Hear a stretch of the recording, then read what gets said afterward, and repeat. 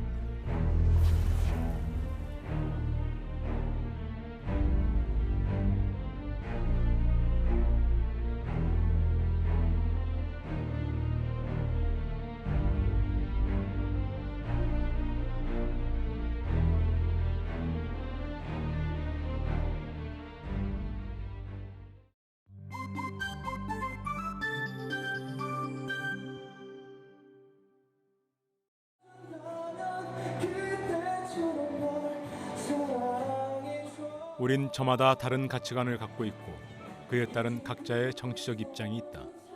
정책과 인물에 대한 선호도도 모두 다르다. 모두가 진보적일 수도 없지만 모두가 보수를 지향하는 것도 아니다. 하지만 대구 경북 지역민들의 선택은 늘 한결같았다. 대구시 경북의 사랑하는 애국. 선거 때마다 대구 경북은 특정 정당만을 지지해왔다. 그 때문에 대구 경북은 보수의 텃밭, 보수의 성지라는 이름을 얻은 지 오래다. 촛불혁명으로부터 2년째, 2019년도에도 특정 정당에 대한 대구 경북의 지지도에는 큰 변화가 없었다.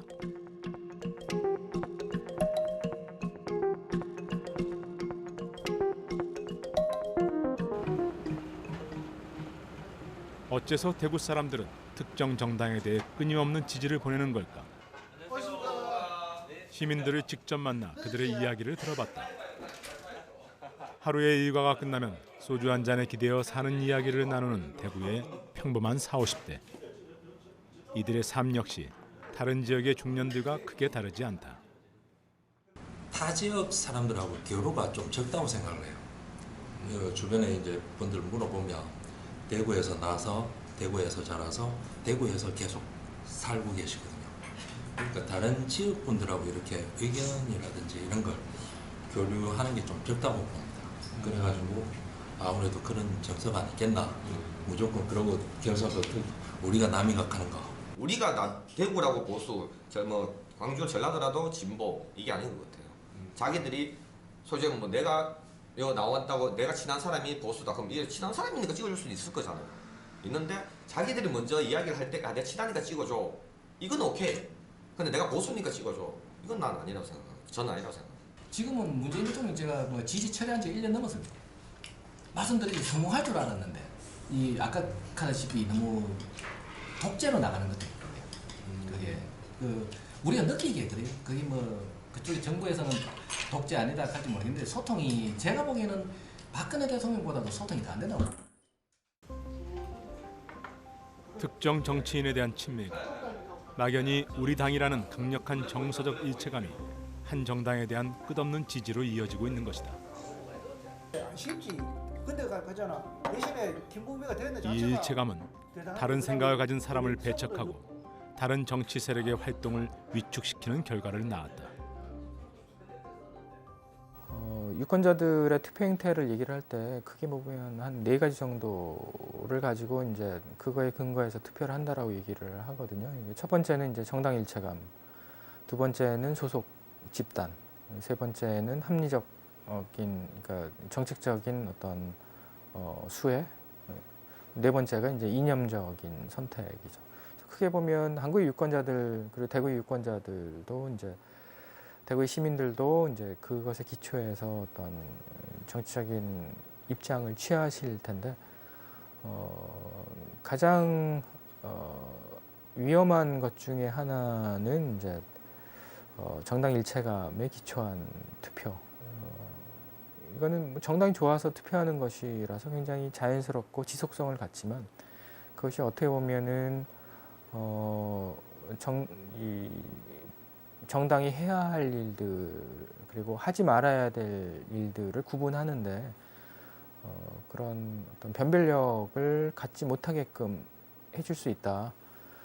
달리 말씀을 드리면 다른 지역의 시민들이 봤을 때 대구 지역의 어떤 보수성에 대한 우려는 이념적인 성향에 있어서의 어떤 보수성보다는 보수 정치인들에 대한 어떤 맹목적인 지지가 존재하는 것 아니냐라고 하는 의구심인 거고, 또 한 가지 측면은 이제 이념적으로 보면 이념적인 어떤 편향성이라고 하는 것도 뭐 저는 한 사회를 건강하지 않게 만들 수 있다라고 생각을 하는데요. 그런 면에서 보면 보수를 대표하는 지역이지만 보수가 아닌 다른 생각을 갖고 있는 사람들에 대한 정치적 관용, 그리고 그 사람들이 자신들의 어떤 정치적인 활동을 할 수 있게끔, 그리고 성장할 수 있게끔 키워주려고 하는 노력도 저는 필요하다라고 생각을 합니다. 대구가 보수의 섬이라면 진보 진영은 그 섬 속에 고립된 사막이다. 현재 정의당 전국 의원인 이현재 박사는 민주노동당의 창단 멤버로 2006년 민노당 대구시장 후보로 출마하였고 18대 총선에서는 진보신당 대구 수성갑 후보로 나와 황량한 사막에서 꽃을 피우려고 고군분투했다. 늘 이제 많은 사람들이 우리 대구 경북 지역의 정치적 다양성, 다원성이 필요하다 이렇게 이야기하는데, 사실 기존 정당의 다양성만 본다면 예를 들면 자유한국당 3분의 1, 바른미래당 3분의 1, 대한애국당 3분의 1 이건 다양성이 아니지 않습니까? 예를 들면은 우리 대구 같은 경우, 대구 지역 같은 경우는 사실 그동안 계속 이제 권력의 중심부에 있었다고, 여당의 도시였는데도 불구하고 우리 노동자들의 삶은 전국에서 보면 대구 경북은 제일 일 많이 하고 제일 적게 버는 게 노동자 현실입니다. 그런 점에서 이 노동자들의 입장을 대변하고 함께 싸우는 사람들이 없다면 더 이제 우리의 삶은 더 힘들어지겠죠. 대구에서 진보정당의 활동은 녹록지 않다. 하지만 장태수 정의당 대구시당위원장은 지역민들의 삶에 밀착된 생활정치에 희망을 버리지 않는다고 말한다. 다만 진보정당에 대한 선입견과 편견이 지역에서의 활동을 더욱 위축시킨다며 아쉬워했다. 특정한 자기의 정치적 소신을 분명히 가지고 있다고, 그걸 이제 통상 이념이라고 하는데, 그거를 모욕하는 건, 꾸짖하는 거는 저는 잘못됐다고 보고요. 다만 이제 진보 정당을 바라보는 수많은 사람들 중에는 진보 정당이 특정하게 경도되어 있다, 너무 한쪽으로만 치우쳐져 있다, 이렇게 생각하시는 분들은 계세요. 예를 들면 너무 노동조합 편만 드는 거 아니냐. 근데 사실은 노동자들의 편에 드는 거죠. 노동자들의 편을 드는 건 물론 지금 이제 조직된 노동조합도 있고 그 조직된 노동조합이 사회적 힘도 가지고 있지만, 그러나 여전히 90%의 노동자들은 노동조합이 없는 환경에서 노동자 생활을 하거든요. 그리고 진보 정당이라는 건 꼭 이제 노동조합이나 한반도 통일과 관련된 이야기만 하는 게 아니라, 우리 국민들 많은 분들이 기억하실 텐데 민주노동당 20여 년 전에 민주노동당이 처음 이야기했던 무상의료, 무상교육, 지금 다른 정당들이 다 이야기하는 거잖아요. 대구의 이야기만 하면 작년에 중학교 의무급 없이 1, 2, 3학년 다 하자고 정의당이 이야기를 하고, 이러저런 이유로 대구시 교육감이 받아들인 거였잖아요. 저는 그런 점에서 진보정당은 큰 이야기도 하지만 고단한 삶에 지쳐있는 사람들의 어디 가서 하소연하기 어려운 이 억울한 이야기들, 또는 지금쯤은 우리 사회가 아이들에게 보편적으로 이 정도의 사회 서비스는 제공해야 되지 않느냐라는 좀 다른 이야기를 진보정당이 없었다면 대구에서 이게 가능했을까? 2008년 18대 국회의원 선거. 자유한국당이 아니면 명함조차 내기 어려운 대구에서 유시민이 무소속으로 총선에 나섰다. 유시민!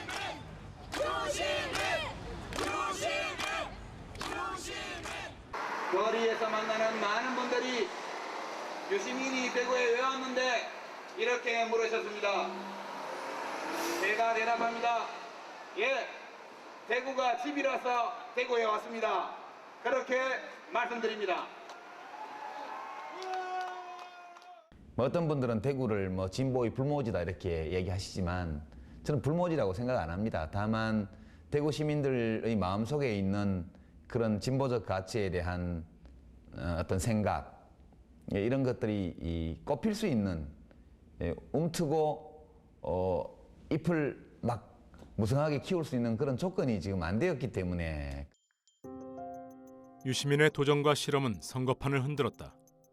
비록 실패로 끝났지만 자유한국당 아니면 안 된다는 철옹성 같은 대구의 정치 판도에 작은 균열을 만들었다. 그런데 유시민의 도전은 왜 실패로 끝났을까? 그는 대구에서 나고 자란 소위 TK 출신이고 참여정부에서 장관까지 지낸 전국구 인물이었다. 유시민 왜 이렇게 욕먹죠?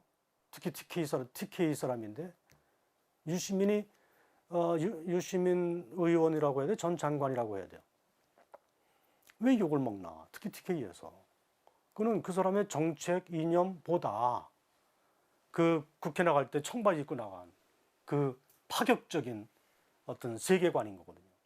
그리고 말을 거침없이 해야 되는 거. 이거는 권위주의 세계관, 유교 질서, 권위 위계적인 질서를 신주단지 모시듯이 그걸 중요하게 생각하는 보수, 권위주의 보수 진영에서 볼 때는 이건 이념이고 정책이고 가치를 떠나가지고 형편없는 인간인 거예요. 되먹지 못하는 인간인 거예요. 인간 자체를 그냥 평가를 그냥 그렇게 폄훼하는 거거든요. 여기에 지금 TK가 묶여 있다. 유시민의 실패를 이해하기 위한 현재의 머리에는 유승민의 실패라는 표현은 그렇겠지만 유승민의 지금 한계라고도 생각해 볼 수 있을 것입니다. 왜냐하면 대구 경북 지역, 특히 대구 지역의 보수성이라는 것이 실질적으로 상당히 스펙트럼이 좁습니다. 스펙트럼이 좁다는 것은 선택지가 한계가 있다는 것이고 나머지 선택지는 적이거나 아니면 배제의 대상이 된다는 것입니다. 그렇다면 이 좁은 스펙트럼에 관철되기 위해서는 아주 좁은 이념적 기반에 동의가 돼야 된다는 것인데 그런 의미에서 그 유승민이 아니라 유승민조차도 같은 보수로 분류되는 유승민조차도 이 좁은 스펙트럼에 이 충분히 어떤 합당한 인물로 보이지 않는 것이죠. 그러니까 사실 여기서 이 관철되는 어떤 핵심적인 기제는 보수란 이념이 아니라는 것이죠. 이분은 보수라고 이야기하는데 상당히 모순적이고 비합리적이고 좀 뭔가 이 정확한 설명이 어려운 감정적 요인들이 많이 작용하고 있다는 것입니다. 이런 부분만 보더라도. 예. 대구에서 단 한 명뿐인 정의당 소속 기초의원이 있다. 2010년 30대 초반의 나이에 수성구 의회 기초의원에 출마해 내리 3선에 성공한 김성년 의원. 어떻게 생각하는 왜냐하면 대표 발의원이 그렇게 보수의 텃밭인 대구 지역에서 그는 분명 생소한 정치인이다. 시간이 조금씩 지나면서 그러니까 진보 정당 출신의 의원이 이야기하는 것들이 그 전에 다른 의원들이 이야기하는 거하고는 조금은 다른데 들어보니 아 이런 것도 막 맞을 수 있구나, 괜찮겠다 이런 이야기들을 주기적으로 좀 하고 또 그것을 어느 정도 주기적으로 하다 보니 이제 공무원들도 어느 정도 이렇게 또 들어보니 괜찮은 아닌 것 같고 이런 공감대 형성이 좀 저는 이루어지면서 공무원들 사이에서 뭐 평이 뭐 괜찮았다. 사실 정치인은 두 가지를 전 대변한다고 생각하거든요. 첫 번째는 자기를 뽑아준 자기 지역을 대변할 수밖에 없고, 그리고 또 하나는 자기를 지지할 만한 세대, 계층을 대변하거든요. 그렇다고 생각하기 때문에 그러기 위해서는 다 여러 세대, 계층까지 대변할 수 있는 지역뿐만이 아니라 이러기 위해서는 다양한 정치 세력이 사실 지방의회에 들어오는 게 어떻게든 필요한 일이 아닌가. 여전히 특정 정당 일색이지만 지난 몇 년간 대구에도 변화의 바람이 불고 있다. 비록 그 속도는 더디지만 보수라는 자물쇠로 굳게 닫힌 문을 열려는 시도는 계속되고 있다. 한번 기회를 주십시오. 정말 저는 준비되어 있습니다. 대구를 위해서 일하고 싶습니다. 2012년 김부겸은 지역주의 타파를 내걸고 대구의 정치 1번지 수성구에 출사표를 던졌다. 쉽지 않은 여정이었다. 모두 40% 이상의 표를 얻었지만 19대 총선과 대구시장 선거에서 잇따라 낙마했다. 김부겸의 도전은 20대 총선에서 결실을 맺었다. 대구에서 야당 후보가 당선된 건 31년 만에 처음이었다. 그런 것들을 아마 본격적으로 우리 산업화가 이렇게 시작된 1970년 이후에 바로 이렇게 경쟁적 정치 환경, 이른바 스윙 스테이트가 된 지역은 많이 발전했습니다. 오히려 일관되게 이른바 의리를 지켰다고 하는 지역은 어느 한 집권 세력이 오면 그 시기는 상당 정도 침체되고 또 어느 한 집권 세력이 왔을 때는 조금 더 뭐 날개를 펴고 이런 소위 반복을 하다 보니까 사실상 대한민국 전체적으로 보면 지역적으로 많이 후퇴한 지역이 이렇게 정치적인 어떤 외골수로 가신 지역이다. 그렇게 되면 결국은 왜 그 어떤 정치적 선택 때문에 그 지역에 사는 국민들이 그 희생이 돼야 되느냐. 이거는 부당한 거죠. 오늘의 다수가 내일의 소수가 될 수 있는 것이 민주주의다. 유권자들은 투표 행위를 통해 이를 조율할 수 있다. 하지만 지난 40여 년간 대구에서는 볼 수 없었던 모습이다. 오히려 다른 지역에 대한 편견과 비난으로 대구의 보수 지지를 변명한다. 전라도 사람보다 우리가 낫잖아 그래. 전라도 사람도 완전 몰수잖아요. 근데 우리는 그래도 대구 사람들은 그렇지는 안 하잖아. 전라도는 저끼리 뭉치려고 아주 간사합니다. 아주 간사해요. 그래서 뭉치는 게 지익을 위해서. 그래도 우리 대구는 선거해도 다른 당을 좀 지지해 주는데 전라도는 완전 99.9% 자기다 인당이잖아. 예? 그래. 지금 요새 불도 많이 나는 건 전라도 많이 나대. 과연 그럴까? 호남의 유권자들도 대구 경북처럼 투표했을까? 1986년 직할시로 승격되면서 광주도 대구처럼 독립된 선거구가 되었다. 88년 13대 총선부터 광주에서 선출된 국회의원은 민주당 계열이 다수였다. 하지만 20대 총선에서는 국민의당이 돌풍을 일으키면서 민주당 계열의 독점 구조는 상당 부분 완화되었다. 99% 민주당 당선일 것이라는 편견은 경상도 지역이 만들어낸 환상일 뿐이다. 1961년 5월 16일 제2군 부사령관 박정희 소장과 육사 8기생 출신 군인들이 군사 정변을 일으켰다. 쿠데타로 제2공화국을 무너뜨린 박정희는 국가재건 최고회의의 의장이 되어 3년간의 군정 통치를 시작했다. 이 기간 동안 핵심 권력기관인 중앙정보부가 설치됐고 내각제에서 대통령제로의 복귀와 기본권 제한, 국회 견제를 골자로 한 헌법이 개정됐다.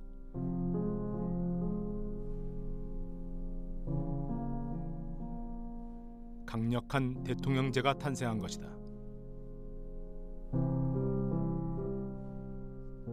(1963년) 대선과 총선을 앞두고 박정희는 군복을 벗었고 민주공화당 총재로 취임했다. 그리고 그해 말 박정희는 대한민국 제5대 대통령에 올랐다. 먼저 나는 북한을 군수하고 국가를 보유하며 국민의 자유와 공의의 승진에 노력하여 대통령으로서의 직책을 성실히 수행할 것을 국민 앞에 엄숙히 성서합니다. 5대 대통령 선거는 윤보선과 박정희 2파전이었다.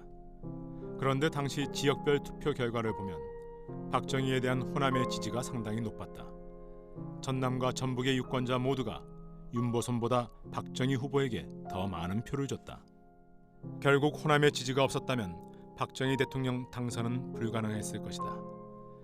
그리고 박정희 이후 시작된 영남과 호남의 분열과 대립은 한국 현대사의 아이러니가 아닐 수 없다.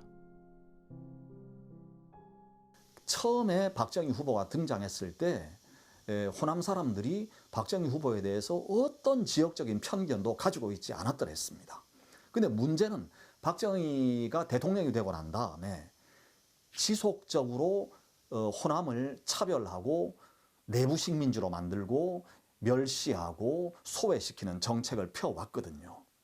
그러니까 이것이 박정희 유신 독재를 지나고 전두환 다시 신군부 독재를 거치면서 너무나도 고착되었기 때문에, 그리고 특히 그 사이에 5.18이라고 하는 이 미증류의 학살 사건이 있고 난 다음에는 사실은 광주 사람들 또는 전남, 전북 사람들이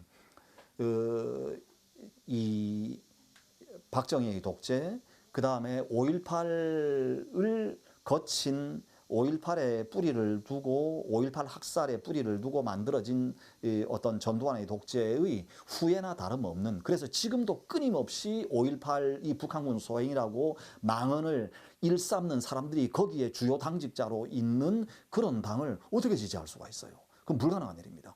한국 정치 상황에 대해서 호남의 그러면 잘못은 없는가? 라고 우리가 이렇게 단도직입적으로 묻는다라고 한다면, 제가 생각을 할 때는 호남은 잘못이 없습니다. 왜냐하면 잘못할 수 있는 기회가 없었어요. 이 정치적으로 한국 정치에서 잘못한다라고 하는 건 권력을 쥐고 어떤 행위를 해야만 잘못하는 건데, 잘못하든지 잘하든지 할 수 있는 건데, 호남 지역이 정치적인 주도권을 쥔 건 해방 이후에 따지고 보면 김대중 정부 단 5년밖에 없습니다. 근데 김대중 정부가 뭐 잘한 것도 있고 잘못한 것도 있겠지만, 김대중 정부는 IMF를 해결하기 위해서 어떤 의미에서는 구원투수로 등판한 정부였고, 최소한의 남북 평화체제를 말하자면 전개하는 거, 이것 이외에는 딱히 뭐 다른 일을 할 수가 없었죠. 5년 동안에. 전통적으로 호남은 민주당의 텃밭으로 불렸다. 대선은 물론이고 총선과 지방선거에서도 호남은 민주당 계열에게 많은 표를 주었다. 그런 호남이 2016년 총선에서 지역구 28곳 중 23곳을 국민의당 후보에게 내주었다. 민주당의 잘못에 실망한 호남의 유권자들이 민주당을 견제하고 꾸짖기 위한 전략적 투표를 한 것이다. 광주 분들은 어떤 본인들의 정치적인 태도를 결정을 할 때 기본적으로 지역 중심이 아니고 전국 중심입니다. 전국의 판세가 어떻게 될 것이냐라고 하는 것이고, 20대 총선에 대한 평가는 뭐 여러 가지로 갈릴 수가 있겠지만, 저는 어떻게 보냐면 20대 총선에서 광주의 유권자들이 국민의당을 선택한 거는 국민의당에 대한 어떤 선호도가 강해서라기보다, 저는 그 당시에 민주통합당에 대한 그리고 그 이후에 뭐 더불어민주당으로 변신을 했지만 채찍질을 하기 위한, 그러니까 강력한 항의 투표였다라고 생각을 하고요. 내부 속사정이 어찌되었든지 간에 호남 유권자들의 입장에서는 이게 호남 지역에서 한 정당이 이 유권자들의 표를 독식하는 게 결코 옳지 않다, 바람직하지 않다고 생각하기 때문에 어떤 가능성의 싹이 보이면 밀어주는 거거든요. 근데 문제는 뭔가 하니 그게 성공하지 못합니다. 한 번 그렇게 해보았는데 그 뒤에는 2번은 안 해줘요. 이유가 뭐겠습니까? 그게 객관적인 필요, 객관적인 정당성에 입각해서 당이 만들어져야 되는데, 한 당이 독식하는 것이 부작용이 많아서 우리가 밀어주긴 했는데, 한번 이렇게 표를 줘보긴 했는데 이건 역시 아니네. 왜냐하면 이게 다시 오히려 거꾸로 지역 정당이 되어버리는 거예요. 그러면 영남이면 모르겠지만 호남 사람들은 자기 지역의 이해관계만 대변한다라고 하면서 돌아다니면서 우리가 새로 만든 정당이 호남 정당이니까 표 주십시오 라고 말하는 정당에 그러면 몰표를 주느냐? 안 줍니다. 왜냐하면 전국 정치라고 하면 국회의원은 국가로 해서 뽑는 거지 전라도로 해서 뽑는 게 아니잖아요. 현재 우리 정치권의 주요 현안 중 하나는 연동형 비례제를 포함한 선거법 개정안의 처리다. 정당 득표율에 맞춰 비례대표 의석수를 결정하는 연동형 비례대표제가 도입되면 지역구 의석은 지금보다 줄고 비례대표 의석은 늘어난다. 국회의원 개개인에 대한 표심 못지않게 각 정당이 내세우는 정책에 대한 유권자의 판단이 중요해지는 것이다. 한국 사람들의 상당수 기성세대는 비례대표가 왜 존재해야 되는지 우선 모르고 있고요. 예, 배운 적이 없어요. 그러니까 국회의원은 지역구에서만 선출하는 거라고 생각하고 있어요. 근데 정당에 대한 지지를 통해서 의석을 만들 수 있다는 관념이 저는 만약에 패스트트랙이 논의가 돼서 통과된다면 그것이 가장 큰 의미가 아닐까 싶어요. 그리고 이제는 그 지역 이해관계가 아니라 그러니까 시장과 국회의원이 구분이 안 되잖아요, 대부분. 그러니까 시장이나 군수가 하는 역할과 국회의원이 하는 역할이 어떻게 다른가. 그리고 이 사람들이 어떻게 지역의 대표이기는 하지만 또 정당인으로서 정당 대표로서 국가적 사안을 다루는 그런 식의 대표가 되는가라고 하는 거를 일종의 저는 정치적 교육, 정치 훈련의 계기가 이 선거구제 개편하고 연관이 돼 있다고 생각하고. 독일의 연방의원 선거는 연동형 비례제로 운영되고 있다. 지난 2017년 독일 연방의회 선거 결과 확정된 의석수는 709석. 연방의회 의석은 먼저 정당 투표에 따른 득표율로 각 정당의 전체 의석을 결정한다. 이후 각 정당이 획득한 지역구 의석수에서 모자란 의석만큼 비례대표로 채워주는 방식을 택하고 있다. 이렇게 되면 지역구 당선자를 많이 내지 못한 소수 정당도 정당 득표율에 따라 의석 확보가 가능해진다.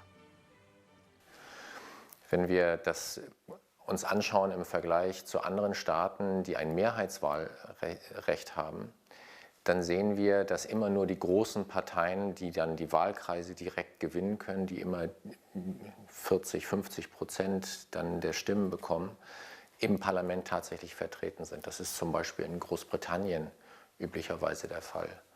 Aber neue Bewegungen, kleine Parteien, die vielleicht wichtige Impulse geben können, neue Themen aufgreifen können, wie zum Beispiel die Grünen oder linke soziale Bewegungen oder eben auch rechtspopulistische Bewegungen, die haben dann eben keine Chance. Und diese Einstellung, die Bürgerinnen und Bürger, die solche neuen Impulse haben wollen in der Politik, die sind dann nicht repräsentiert.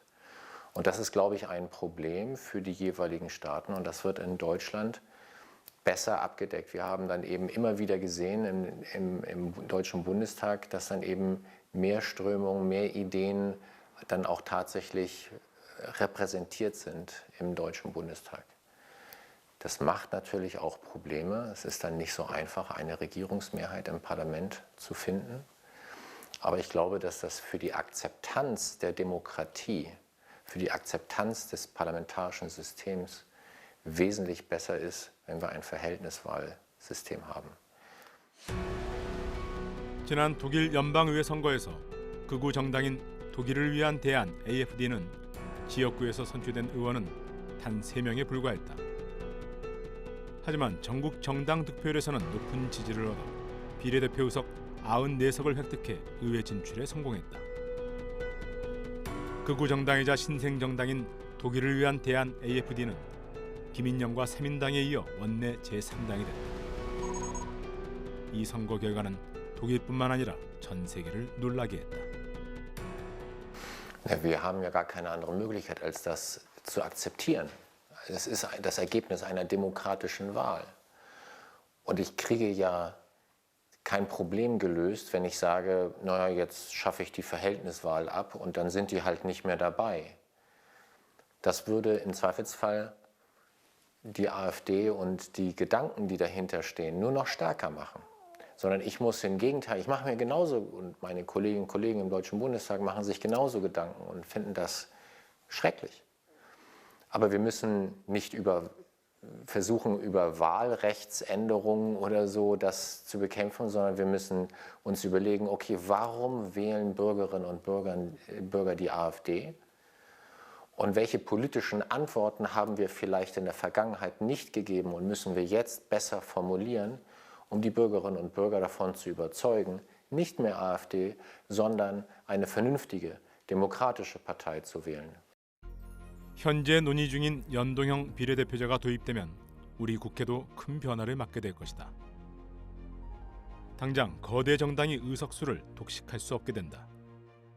지금과 같은 지역구 선거에서는 지지 후보의 당선 가능성이 낮으면 차선 측의 후보를 찾거나 아예 투표를 포기하게 된다. 하지만 연동형 비례대표제는 정당 득표율이 중요하기 때문에 유권자의 한 표 한 표가 모두 다 의미를 가진다. Und im Wesentlichen gibt es Vor- und Nachteile von beiden Wahlsystemen. Die Verhältniswahl bedeutet, dass man mehr Repräsentanz von verschiedenen Politikfeldern, von verschiedenen Parteien hat, aber man kauft das ein durch größere Probleme bei der Mehrheitsfindung im Parlament. Genau spiegelbildlich ist das Mehrheitswahlrechtssystem. Wir haben der positive Effekt ist, man hat weniger starke Parteien, einfachere Regierungsbildung, aber eben weniger Repräsentanz von verschiedenen Strömungen in der Gesellschaft. Und das muss man sich, sage ich jetzt ganz allgemein, das muss man sich grundsätzlich überlegen und nicht mit Blick darauf, was möchte ich, dass am Ende rauskommt, welche Parteien gewählt werden sollen. 독일의 수도 베를린. 이곳에도 다양한 단체들의 거리 시위는 일상적이다. 사회가 발전할수록 각 계층의 요구와 의견이 그만큼 복잡하다는 반증이다. 우리나라의 소선구제는 한 지역구에서 가장 표를 많이 받은 한 명만 당선되는 구조다. 1위 당선자를 제외한 후보들에게 던진 표는 모두 사표가 되어 유권자의 다양한 요구를 반영하기 어렵다. 이 때문에 오래전부터 선거제도 개편의 요구가 많았다. 갈수록 복잡하고 다양한 국민의 요구와 생각을 입법과 정책에 반영하기에는 우리 국회는 분명 한계가 있다.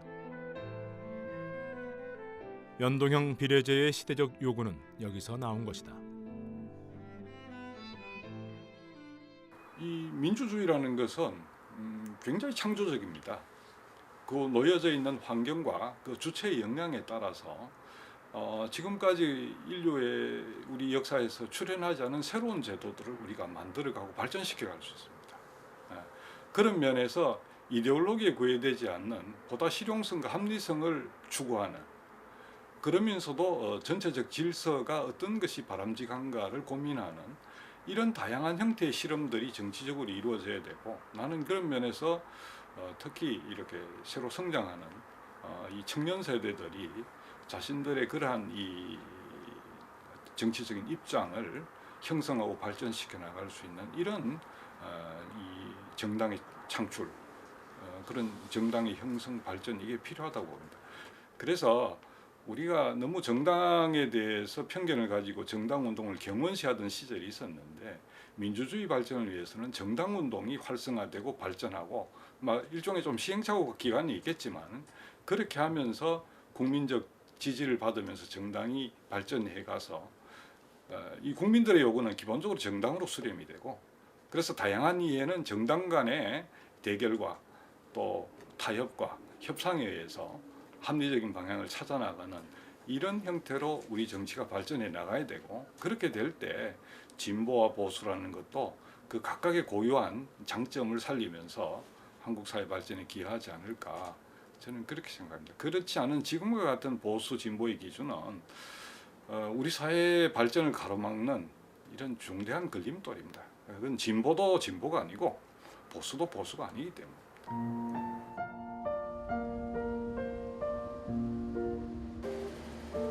달구벌 대구와 빛고울 광주에는 아주 특별한 번호의 시내버스가 운영되고 있다. 5.18 민주화 운동을 기리는 518번 버스가 대구 도심 곳곳을 지나고,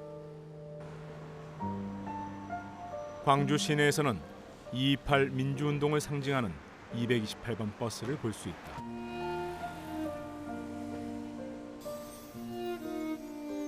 두 도시는 달빛 동맹이라는 이름으로 여러 교류 사업을 하고 있는데 우리나라 민주화 운동을 상징하는 518과 228 버스의 운행도 그중 하나다.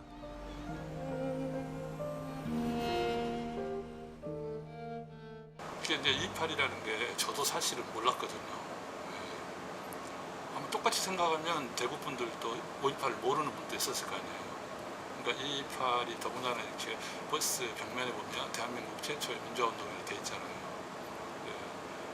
이렇게 그 민주화 운동이라는 것이 한국의 모든 지역에서 공이 어떤 공감하면서 이렇게 일어났던 것이고 대구가 그런 도시구나. 사람들이 그런 걸 발견하고 되게 흥미로워하는 그런 것도 있는 것 같아요.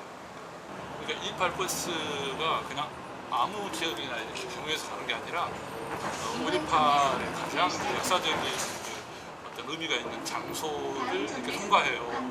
그러니까 화순에서 이제 오는데 화순에서 올 때 중안마을이라고 계엄군에 의해서 그 버스에 타고 있던 승객들 무차별 학살했던 그런 중안마을 앞을 지나기도 하고, 그다음에 80년 5.18 당시에 가장 민주화 운동의 중심지였던 구 전남도청 앞을 지나고. 정치인들이 부추긴 지역 감정만 아니었다면 대구와 광주는 지금보다 훨씬 더 가까웠을 것이다.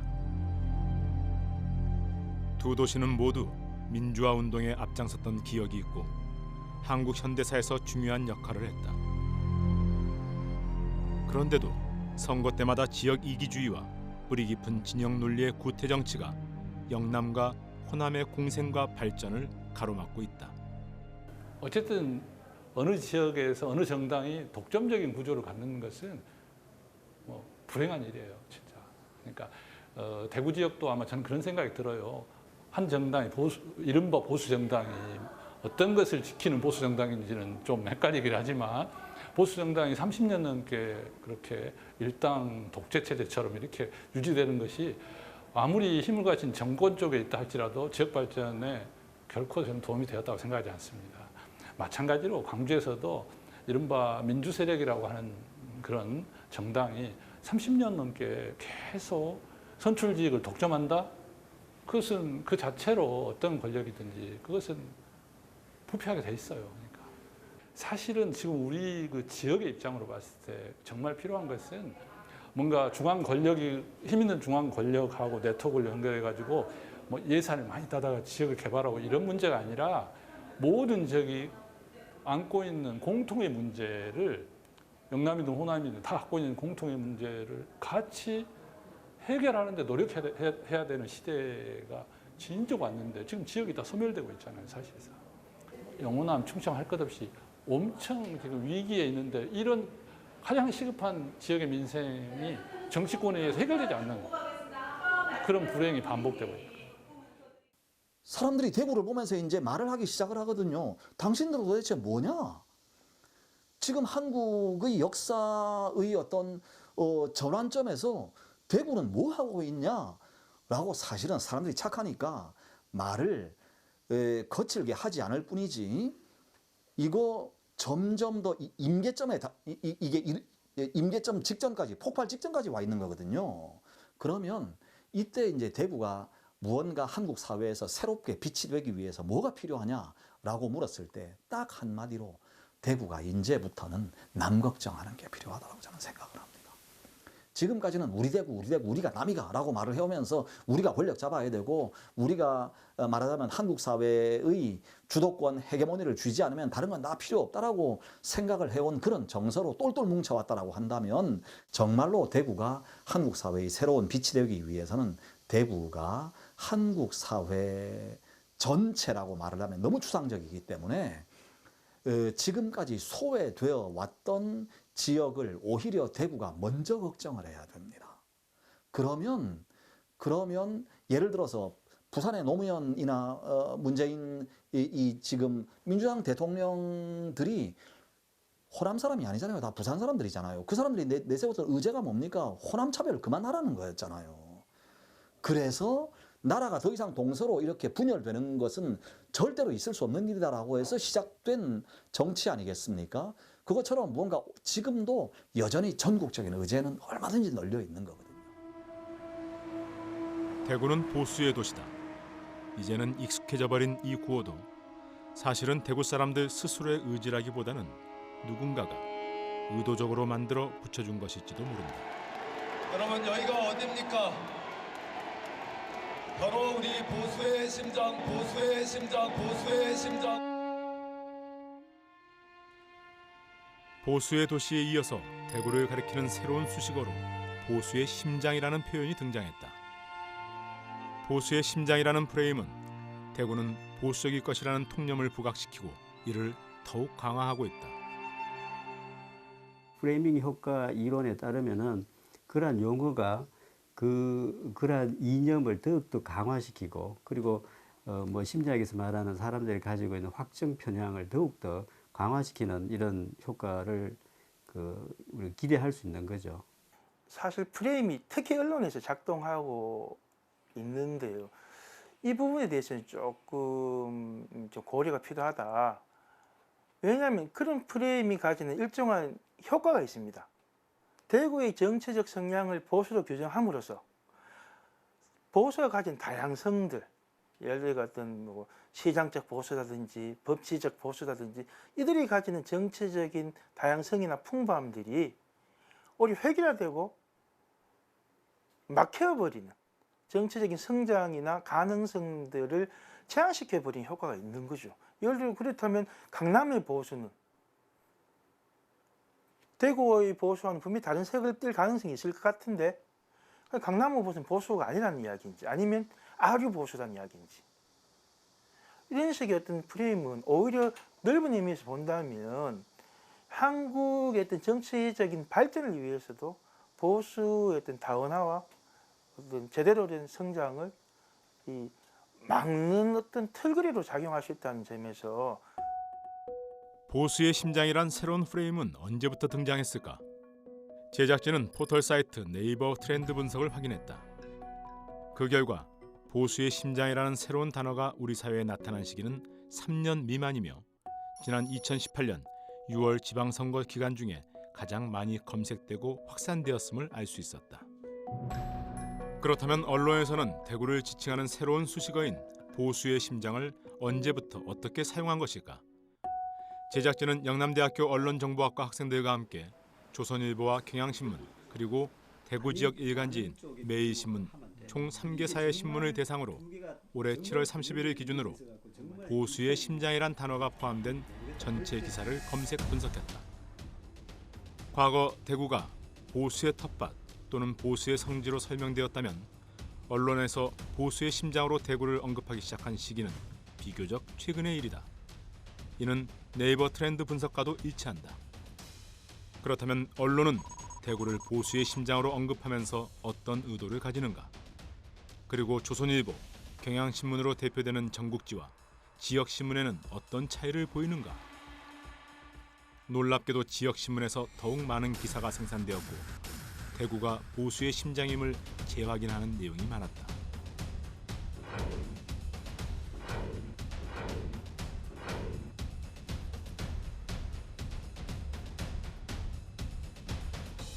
실제로 조선이 강화 쪽, 경향이 비판 쪽, 그리고 또 매일신문이 또 강화 쪽 이렇게 나타났던 것들은 우리가 흔히 이제 조사 방문론적으로 말할 때 액면 타당도가 있다.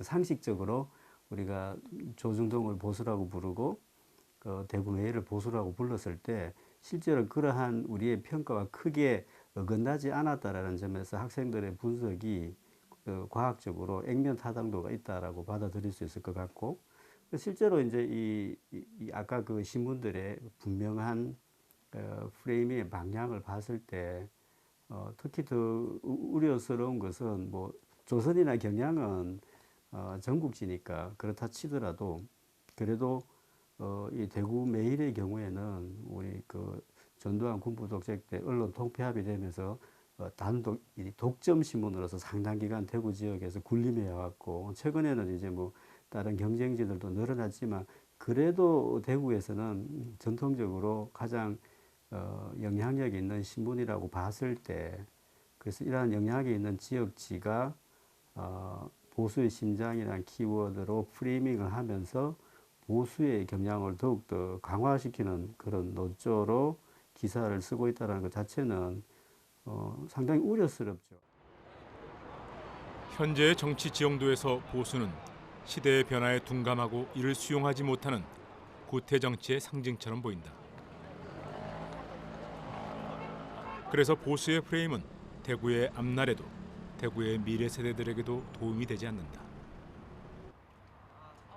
기성세대가 만들어 놓은 보수의 프레임 안에 갇혀 있는 우리 젊은이들에게 보수의 심장 대구는 어떤 의미일까? 지금 대구가 컬러풀 대구라는 그런 표를 밀고 있는데 그 컬러풀이란 단어에 맞게 자신의 생각도 피력할 수 있고 그리고 또 여러 생각을 가진 사람들이 공존하는 그런 사회가 됐으면 좋겠습니다. 대구가.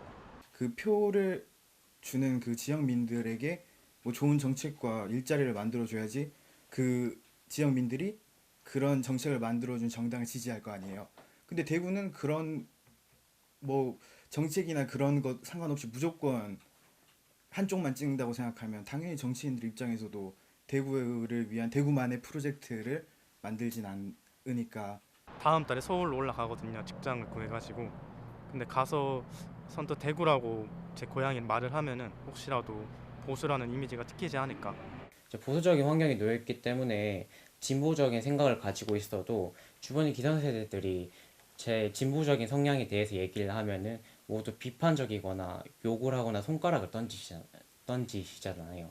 거기에 대한 두려움 때문에 아무래도 다른 지방에 있는 친구들보다는 조금 더 거기에 대해서 소극적으로 활동을 하고 있지 않나라. 보수의 도시라는 게 사실 웃기죠. 도시 하나 자체를 아예 보수적이다라고 만들어 버리는 거니까 그 안에 사람이 되게 많은데 사람도 되게 많고 그 사람마다 가치관이랑 그런 게 다 있는데 그냥 이 지역에 산다만으로 이 사람은 보수일 것이다라고 하는 것도 웃기고 아무래도 지역색이 있긴 하지만 그런 게 좀 없어졌으면 하는 바람이 있고. 오늘날 우리가 지켜야 할 진정한 보수의 가치는 무엇일까? 옛 것을 익히고 새 것을 안다. 우리가 상식으로 알고 있는 보수는 바로 이 옹고지신의 덕목이 아닐까. 꼿꼿한 지조와 명예, 책임감에서 보수를 찾을 수 있다. 변화와 배려, 새로움의 추구에서 진보를 찾을 수 있다. 민주주의 국가에서 보수와 진보의 경쟁은 더 나은 민주주의 발전을 가져올 것이다. 우리가 남이가 또는 묻지마 지지는 과거의 보수다. 대구의 보수는 미래를 위한 길을 걷고 있는가? 선택은 대구 경북 사람들의 몫이다. 이게 대구가 보수라고 하는데 무엇을 지키고자 하는가? 보수라는 게 이렇게 잘 보호하고 지킨다는 뜻이잖아요. 그 보호하고 지키고자 하는 가치가 뭔가? 정말 그게 정치적 이데올로기를 떠나서 이 정치적 이데올로기라는 합리적인 이성과 판단을 넘어서는 일방적 하나의 그 야만적 힘이잖아요. 정치적 이데올로기라는 게 모든 이성을 마비시키는 이데올로기로 작동을 하고 있는가 이렇게 이제 생각이 들면 그런 야만이 이 사회, 이 지역 사회 정치를 장악하고 있다면 그건 참으로 걱정스러운 일이고 실제 뭐 현실이 그렇기도 합니다만은 그게 아니고 정말 우리가 지켜야 될 게 뭔가. 우리가 지키고자 하는 것은 결코 정당도 아니고 특정 정당도 아니고 정말 지켜야 될 가치가 뭔가. 당신과 나의 삶에서 그게 미래를 밝게 열어갈 수 있고 자라나는 우리 아이들이 희망을 가질 수 있게 할 우리가 굳건하게 지켜야 될 가치가 뭔가. 이걸 먼저 고민을 하고. 대구가 역사적으로 정치적 영향력을 더 확대하기 위해서는 강한 보수가 되는 게 아니라 뭐 갑자기 진보가 될 필요는 없겠지만은 유연성을 가질 때 대구 중심의 이런 이제 선택들이 수도권, PK로 확장될 수 있는 거죠. 지금처럼 이제 위축되면은 점점 더 고립되는 악순환이 될 거예요. 뭐 예를 들어서 보수를 하더라도 우리가 볼 때는 얘보다는 얘가 오히려 더 확장성이 강해라는 전략적 선택을 할 수 있을 것인가. 저는 당장 뭐 보수 진보가 깨지기 쉽지가 않다고 생각하고 보수 내부에 그런 선택을 할 수 있을 것이야. 예를 들어서 노무현 현상이라는 게 나타났을 때 광주의 전략적 선택. 부산 출신인데 부산 출신의 선택을 우리가 해줘야지 오히려 이게 수도권에서 먹히고 이렇게 되겠구나 정도 이제 선택들을 과연 대구가 앞으로 할 수 있을 것이냐. A라는 지역이 지역성들이 분명히 있는 것이에요. 그 지역성과 정치적 지역성과 그것을 대변하는 어떤 과점, 독점화된 정당들이 각각 있는 것인데, 근데 문제는 그 지역성과 과점, 독점 정당이 이 우리 사회 전체의 상식 내지는 세대 정신과 얼마나 가깝고 얼마나 반하는가에 대한 이 판단은 또 필요하다는 이야기죠. 그랬을 때 이 적어도 이 전라도 광주의 어떤 이 독점적인 정당과 대구 경북의 독점적인 정당에 대한 1차적인 비판은 동일시할 수 있어도 2차적인 부분에서 이들의 지향과 이 우리나라 우리 사회 전체의 어떤 상식이라는 부분과에서는 판단의 여지가 있다. 바로 이 부분에 쓴다면 왜 대구 지역이 광주와는 다르게 점점 정치적으로 전국에서 고립되어지고 있는가? 언제부터인가 대구 경북이 한국의 역사 발전의 걸림돌이 되었다라고 하는 걸 좀 깨달아 주셨으면 고맙겠다라고 하는 말씀을 꼭 드리고 싶어요. 무슨 뜻이냐면 이게 지금 정치적인 어떤 발전 또는 나라의 발전이라고 하는 것이 단지 그냥 잘 먹고 잘 살게 되는 게 발전은 아니거든요. 총체적으로 인간이 살만한 나라, 자유롭고 평등하고 우리가 서로 간에 위하고 아끼고 누구도 비참하게 소외되는 그런 사람이 없는 세상이 다 좋은 거 아니겠어요? 당연히 가난에서 벗어나야죠. 그리고 그런 의미에서 박정희 시대 또는 대구 경북이 주도적으로 한국 사회를 이끌어왔다. 저도 경북에 뿌리를 두고 있는 사람으로서 인정할 수 있습니다. 자유와 민주주의를 위해서 똑같이 선구적으로 피 흘렸던 도시가 대구 아닙니까? 그리고 그 나중에는 전태 산업화의 어떤 어두운 터널로 들어갈 때 사실 누군가에게는 그것이 잘 먹고 잘 사는 어떤 밝은 큰 길이었을지 모르지만 누군가에게는 지옥으로 들어가는 터널이었던 거거든요. 그때 대구 출신의 전태일이 자기 몸을 불살랐던 것 아닙니까? 그래서 새로운 시대의 문을 연 거거든요. 그러면 우리가 그런 대구도 있다 라고 하는 걸 기억하면서 앞으로 30년, 앞으로 100년의 대구를 우리가 어떻게 만들어 나가야 되겠는가라고 하는 걸 누군가는 이제는 고민하기 시작해야 될 때라고 저는 생각을 합니다.